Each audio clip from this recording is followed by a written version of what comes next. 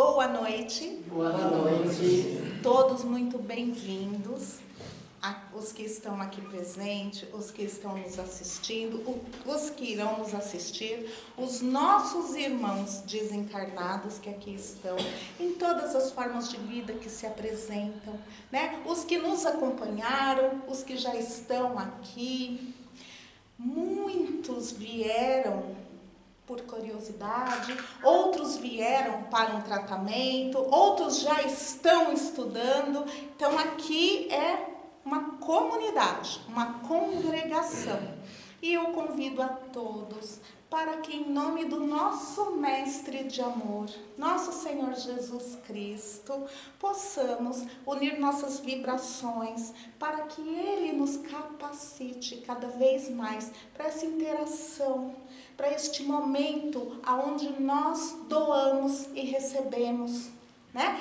Uma imantação, nós imantamos e somos imantados, que é o ato de troca, de permuta, recebemos, doamos, então que seja com base no amor, com base na fraternidade e na caridade.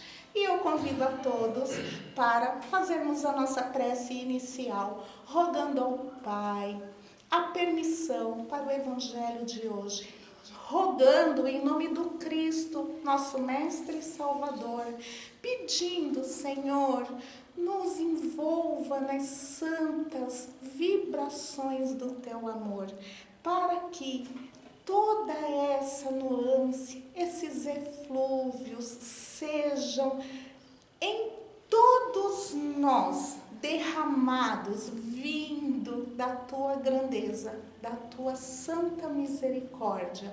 E dizendo a oração que Jesus nos ensinou, é que pedimos a permissão para a palestra de hoje, dizendo: Pai nosso, que estais nos céus, santificado seja o vosso nome. Venha a nós o vosso reino, seja feito a vossa vontade, assim na terra como nos céus. O pão nosso de cada dia nos dai hoje.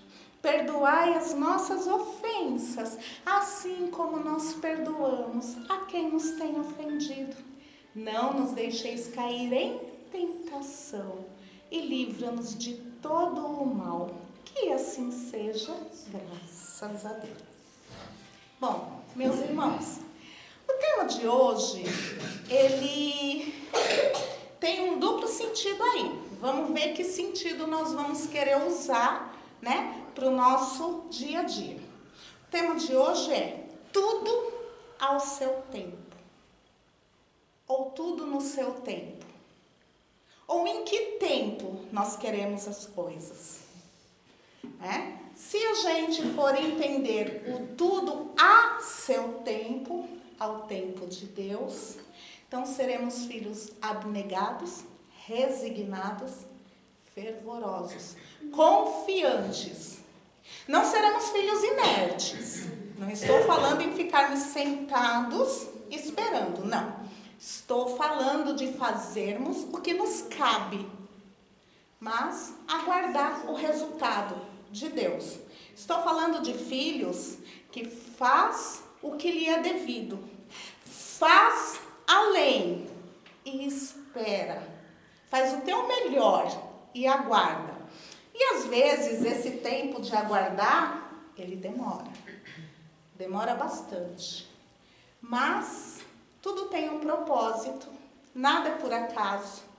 E este tempo de aguardar, ele vai nos melhorando, vai fazer com que fiquemos próximos a Jó, que é uma figura de esplendorosa fé, que a tudo aceitou, confiando. Então, será que nós conseguimos? Porque diz Eclesiastes 3, 1:17. Há tempo, devo esclarecer, Eclesiastes, que eu realmente não sabia, eu fui pesquisar. Eclesiastes, na origem, né, na etimologia da palavra, ele quer dizer que congrega, que reúne, que traz para um ensinamento. E eu fiquei pensando, olha só, e o que vem aqui no 3, do 1 ao 17, é um grande ensinamento. E tem mais, Eclesiastes, falam, não é certeza, mas falam, e onde a fumaça fogo, foi narrado, não por menos que Salomão. Grandioso rei Salomão, que tinha fama de ser justo nos processos que lhe cabiam, quando lhe traziam, né, as questões para ele julgar, ele tinha fama. Claro que, óbvio, lá naquele tempo, com aquelas leis, para quando nós éramos ainda semibárbaros, né? Então ele tinha a justiça daquela época, né, aplicada para aquele entendimento. Então, Eclesiastes, narrado então pelo rei Salomão, ele vem dizer para a gente, é extenso na Bíblia, de 1 a 17, mas aí fala que tudo ao seu tempo. Há tempo de plantar e de colher. Há tempo de trabalhar e de descansar. Tempo de rir, tempo de chorar. Tem tempo de sarar e de adoecer. Para tudo tem um tempo. Ele descreve nas 17 estrofes, que eu não vou ler aqui porque o nosso tempo é curto, mas ele descreve nas 17 estrofes situações no nosso cotidiano, do nosso dia a dia, ou daquele cotidiano, daquele dia a dia, que era plantar, era colher, era trabalhar, era beber, porque bebia-se bastante vinho, alegrava-se, dançava-se, tocava-se música, era a diversão, né, deles. Então, havia tempo para tudo, mas que nós nunca nos esquecêssemos que o tempo era de Deus.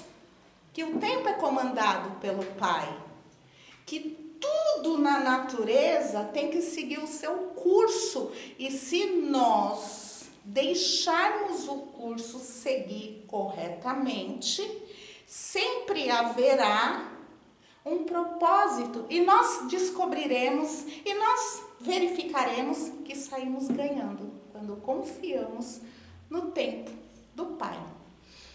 Não aqui. Foi no Velho Testamento, né? Não nos esqueçamos que o Velho Testamento, né, ele veio antes de Cristo. Mas no Novo Testamento, no Evangelista João 2:4, Jesus diz, numa situação de bodas, onde ele estava com a mãe, Maria, no casamento de parentes, e acaba o vinho.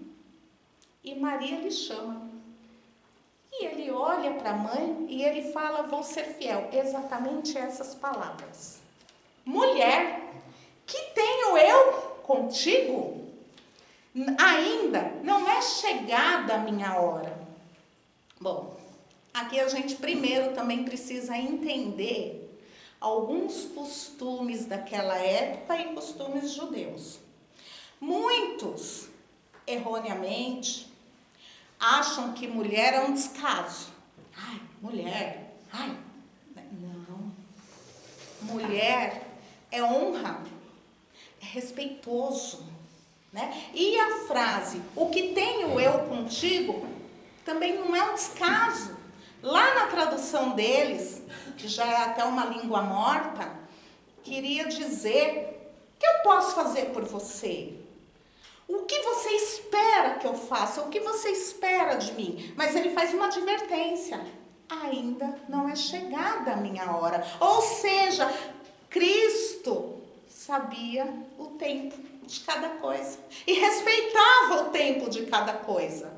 Então, se um rei que ficou uma personalidade tão marcante na história e o nosso mestre de luz sabiam esperar, por que nós não sabemos? Porque muitos de nós não sabemos, né? E aí eu trago mais um que sabia esperar, mas esse daí aprendeu a duras penas, querido apóstolo, conhecido aqui como São Paulo, Paulo de Tarso, Saulo de Tarso, ou seja, o 13º apóstolo, que traz uma grandeza, uma grandiosidade de ensinamento, de exemplo, de vida. Pois bem, o que aconteceu com este apóstolo? Quando ele conheceu a Cristo naquela visão e caiu do cavalo e ficou cego, ele ficou cego 3 dias. É o que relata a história. 3 dias. Eu fico imaginando se nós colocássemos uma venda por 1 hora que for. Ou fazer um exercício simples, que eu já fiz esse exercício.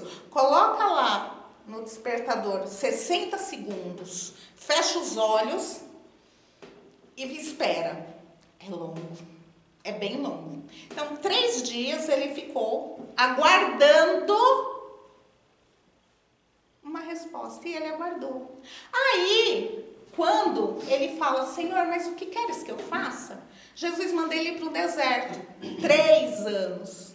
Não foram 3 semanas, 3 meses. Foram 3 anos no deserto. Um doutor da lei, acostumado a mandar e desmandar, acostumado a ter tudo do bom e do melhor, foi para o deserto. Viver do deserto. 3 anos. E quando ele volta cheio de ímpeto, porque ele era um doutor da lei, ele conhecia toda a lei, agora ele ia fazer o trabalho inverso. E no livro Paulo e Estevão, relata-se que ele, que volta, cheio de vontade de falar para todo mundo do Salvador, entra na tribuna, vai no púlpito, emudece. Não conseguiu falar. Por quê? Porque ele não tinha o tempo, o devido tempo necessário para o conhecer da doutrina, o conhecer do Cristo, o amor dele ficou provado, mas ele ainda não tinha bagagem material. Ele foi adquirir isso com os apóstolos, ele foi adquirir com Pedro, ele foi adquirir no dia a dia. E ficou esse grande apóstolo até hoje. Mas ele precisou do que? De tempo. Não foi do dia para a noite. Por mais que ele era um doutor da lei. Era o inverso agora. Era outra nuance. E, vejam bem, Pedro foi o vaso escolhido. Cristo que disse. E médium, porque tudo que ele recebia, a maior parte vinha do alto, nem por isso foi amenizado, facilitado, nem por isso ele recebeu aquilo dado, de bandeja, não. Ele teve que esperar, mas esperar ativo, esperar trabalhando, esperar estudando, esperar com fé. Ele passou maus bocados, mas sempre com fé. Então, eles souberam utilizar a frase no tempo de Deus. Agora a gente, sabe o que a gente faz? A gente faz assim, ó. Senhor, me ajuda. Olha, eu coloco na tua mão. À noite, estou indo dormir. Me ajuda. Dormir, acordo. Ai, meu Deus. Pedi para Deus, não aconteceu nada ainda. Aí passa o café da manhã, passa o almoço, chega na janta, você já está resolvendo, você já está correndo atrás daquilo de novo, resolvendo da forma errada, ficando nervoso, ficando estressado, ficando doente, ansioso, né? Por quê? Porque a gente põe na mão de Deus, tira da mão de Deus, põe na mão de Deus, tira da mão de Deus. E o que Deus faz? Aguarda. Ele espera o nosso tempo, nosso amadurecimento. Ele sabe que a gente vai chegar lá. Ele sabe do nosso potencial. Nós somos filhos dele. Nossa herança é ele. Então, ele sabe de tudo isso e ele nos aguarda. Mas, quando a gente fala, quando a gente discorre sobre este tema de ansiedade, sobre esse tema de fazer acontecer, acelerar, né? Isso está incluso em todos os âmbitos da sociedade. Tanto que a gente não se apercebe que vai virando uma coisa normal e natural. E isso é assustador. É assustador quando tem gente que acha que Chester é uma ave. Ela existe. Que existe uma ave chamada Chester, gorda, com peito e coxa. Mas não existe. É só aquele franguinho mesmo que foi aplicado o hormônio, acelerar o processo de crescimento, para a gente achar que está com um Natal maravilhoso, com uma ceia maravilhosa. E traz o quê? Doença. E a gente acha natural. E aí a gente acha que tudo que é grande, bonito, vistoso, é rápido. É natural. Não, não é, gente. Está tudo sendo injetado. Aceleração em tudo, nos vegetais, nos animais. E está sendo também acelerada a nossa cultura. A nossa cultura, quando a gente anda no metrô da vida, está lá, escada rolante e escada de degrau. Quem quer andar vai pela de degrau, quem quer ficar parado vai pela rolante. Mas na rolante está falando, deixe a esquerda livre para circulação. Sim, tudo errado. E a gente acha, não, é natural, é normal. Não, não é. Não é natural, não é normal. Se a pessoa quer ficar parada ali, ela vai ficar parada ali, mas o de trás começa a reclamar. Eu pego o metrô todo dia, eu vejo a situação todo dia, é triste. Você quer andar? Vai na de degrau. Não, deixa a esquerda livre para a circulação e ainda acha que tem direito. Né? E isso daí é uma doença. A sociedade está doente, está naturalizando estas questões, o aceleramento do dia. Unibanco 30 horas, lá no ano 1900 e bolinha. Unibanco 30 horas, e todo mundo ficou maravilhado com as 30 horas do Unibanco. E olha o que deu. Olha o que deu, a gente cansado, estressado, e o tempo que sobra, não sobra de verdade. Porque a gente cada vez mais exige da gente, e vamos fazendo mais coisas e mais coisas. Tá, Andréia, mas o que isso tem a ver com a palestra? Tudo. Porque estamos fora do ritmo do tempo de Deus. Acho que Deus não está se agradando do que está acontecendo. Né? E aí, a gente vê que existe um tema nessa aceleração, que é um tema espírita, chamada desobsessão. Que a pessoa, para ficar obsediada, ela leva 50 vidas, 100 vidas.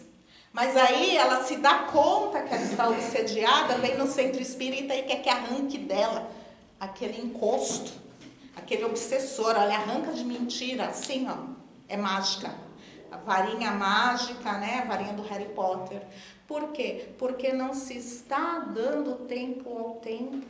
Ele é só um irmão que está junto com você e que os dois precisam aprender. E que os dois precisam estudar. E que os dois precisam praticar a caridade. Que os dois precisam praticar a reforma íntima. E que se você se melhora a cada dia, esta é a cura para você e para ele.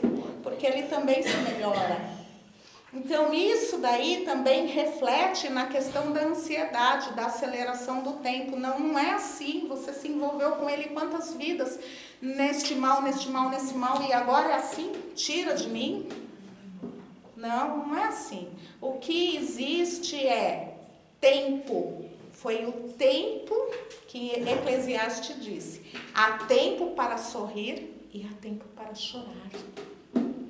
E engraçado que quando a gente está sorrindo é quando a gente comete os maiores desatinos. Quando a gente chora é quando a gente começa a se dar conta do que fazer corretamente, do que fazer direito e de qual o caminho que devemos tomar. Né? Existe uma doutora chamada doutora Ana Beatriz Barbosa, uma psiquiatra maravilhosa, sensacional. Tanto nas questões da psiquiatria, como nas questões do dia a dia. E é dela a frase, que a sociedade está doente da seguinte forma: excesso de passado, depressão. Excesso de presente, estresse. Excesso de ansiedade, medo do futuro. Então, olha só, o tempo de Deus aí não está se encaixando nem na depressão do passado, nem na ansiedade do futuro e nem no estresse do presente. Porque ou a gente está doente aqui, ou a gente está doente aqui, ou a gente está doente aqui. E aí essa doença, ela é tão séria, que ela atingiu uma proporção tão grande que eles lançaram Setembro Amarelo. Uma fitinha amarela para todos, simbolizando as doenças que levam ao suicídio. A cada 40 segundos um suicídio. Você coloca uma fitinha amarela, tá bom, eu coloco uma fitinha amarela. E aí? O que eu faço com essa fitinha amarela? E na verdade eu fui pesquisar. Essa fitinha amarela não é uma simples fitinha amarela como o Brasil fez.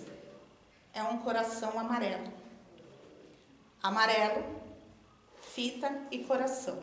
É a história de um garoto chamado Mike Emmer. Ele tirou a própria vida aos 17 anos, num suicídio.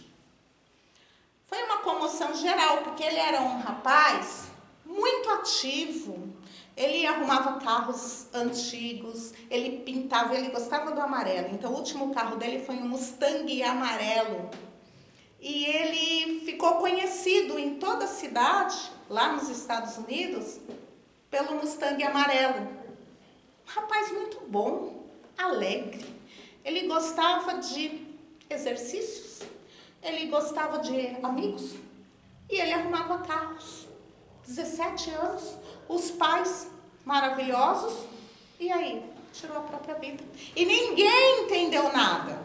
E no velório, os amigos começaram a levar um coração com fita amarela e colocaram nos cartões, dizendo: se precisar de ajuda, peça.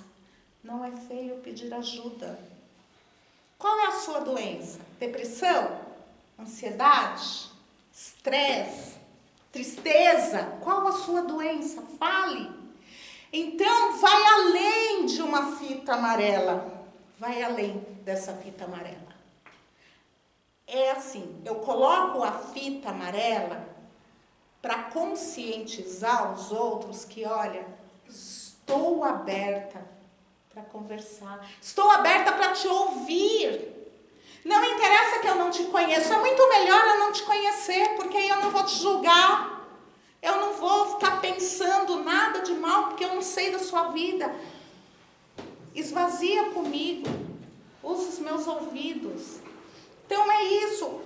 Essa fita, eles falam que esse movimento, não há como provar, mas que já de 2003, porque esse menino tirou a vida em 10 de setembro de 2003. De 2003 para cá, onde começou esse movimento, eles acham, né, pelas contas que eles têm, que 5.000 pessoas, pelos relatos, deixaram de tirar a própria vida. Por quê? Porque formou-se um grupo de pessoas normais. Não estou falando de profissionais da saúde, não. Eu estou falando do amigo da esquina, estou falando da tia da merenda, estou falando da professora. Estas pessoas começaram a entrar neste movimento e a entender, e a estudar, e acolher. Então, a palavra desse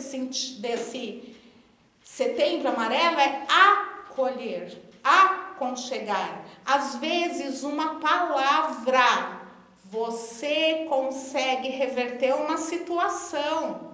Às vezes, uma palavra, você consegue fazer com que essa pessoa se suicide. Ah, mas o que eu tenho a ver com isso? Não é problema meu? É problema de todos. Sabe por quê? Porque um pensamento suicida, um pensamento de mal, um pensamento de tristeza, ele pode contribuir para que os nossos próprios filhos entrem nessa faixa. Porque uma palestra de Haroldo Dutra Dias, ele prova com experiências físicas, da lei da física, que pensamento tem forma e que o pensamento de uma pessoa aqui no Brasil, de tristeza, contribui para a pessoa lá no Japão tirar a própria vida. Ele é corresponsável. Então, se nós deixarmos para lá, para ir assistir a nossa novela, nosso Big Brother, ou falar mal do vizinho, ou não fazer nada, simplesmente, né? Nós estamos deixando com que, se os nossos filhos, nossos netos, ou quem seja da nossa comunidade, o nosso conhecido, ou até o desconhecido, cometam uma atrocidade. Por quê? Porque a gente não fez nada. E às vezes o ouvir, às vezes aquele rapaz que vem pedir um dinheiro que você acha que é para ele comprar bebida ou comprar droga, esse dinheiro aí é o que vai fazer com que ele não cometa uma tragédia ali, porque ele está tão fissurado, que ele quer aquilo, que se ele não consegue, ele pode ir ali cometer uma tragédia por causa de 5 reais, 2 reais, 10 reais, por causa do dinheiro que você ia dar. Ele deixou de cometer uma tragédia. Então, se nós nós temos essa obrigação, porque o mundo só vai ser um mundo regenerado e bom quando nós fizermos o nosso papel de regenerarmos e ajudarmos. Então, aí eu venho aqui e encontro na internet uma coisa maravilhosa, que é o relato de um pai, que o filho leva ele até o banco, espera 1 hora, e aí o filho chega assim: pai, vamos ativar a internet celular, pai. Olha, essa 1 hora você estaria dentro de casa. Aí o pai vira e fala: nossa, filho, eu vou resolver tudo. Pai, vai sim, até a compra de supermercado vai chegar lá na sua porta. E o pai vira para ele e fala: eu não vou precisar mais sair? Não, pai, não vai precisar mais sair de casa. Aí o pai pega o filho de surpresa falando: meu filho, eu quero sair de casa. Eu me arrumo, eu venho ao banco, eu encontrei 4 conhecidos, amigos.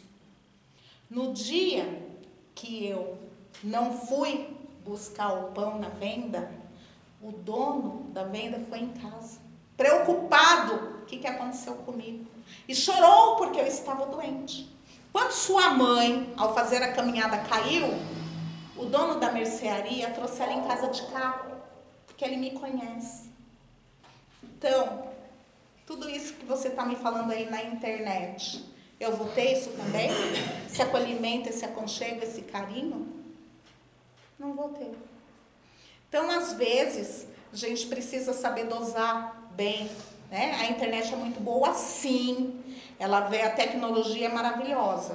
O que ela não pode é nos dominar. O que ela não pode é, lá em 1980, já tinha aquele filme do Arnold Schwarzenegger, né?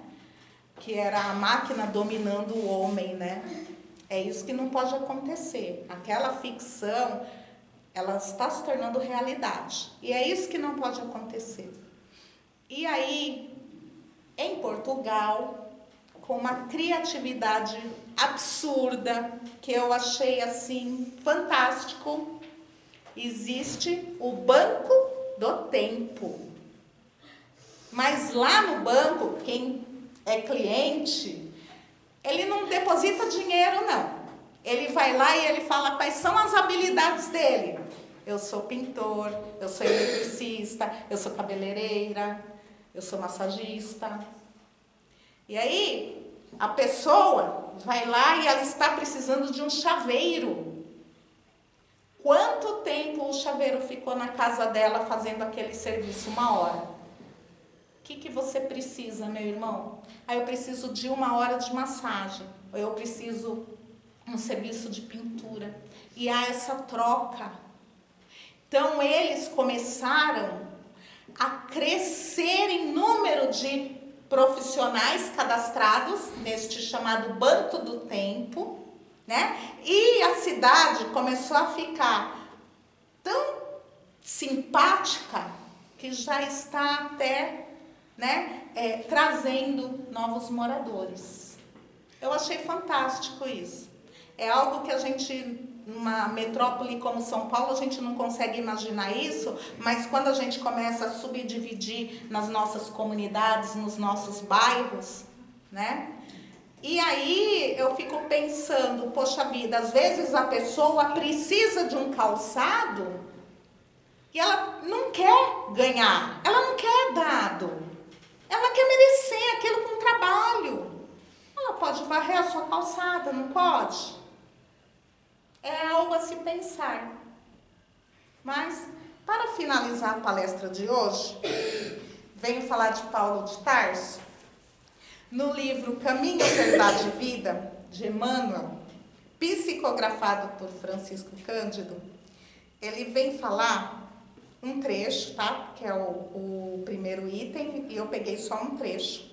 Ele fala pra gente assim: os interesses imediatistas do mundo clamam que tempo é dinheiro, para, em seguida, recomeçarem todas as obras incompletas na esteira das reencarnações. Os homens, por isso mesmo, fazem e desfazem, constroem e destroem, aprendem levianamente e recapitulam com muita dificuldade na conquista da experiência. Em quase todos os setores da evolução terrestre, vemos o abuso da oportunidade complicando os caminhos da vida. Entretanto, desde muitos séculos, o apóstolo Paulo nos afirma que o tempo deve ser do Senhor. Então, se o tempo deve ser do Senhor, tudo o que fazemos deve ser para o Senhor.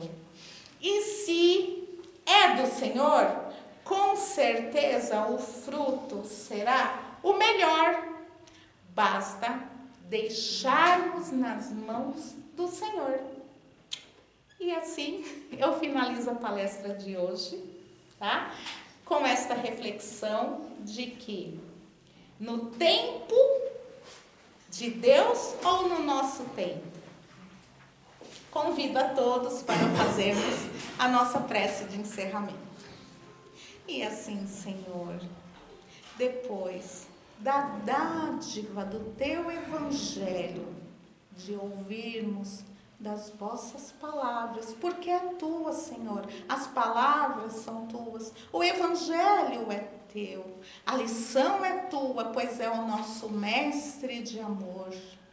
E nós, que ganhamos deste professor esta lição, que possamos interiorizar, praticar, entender, compreender.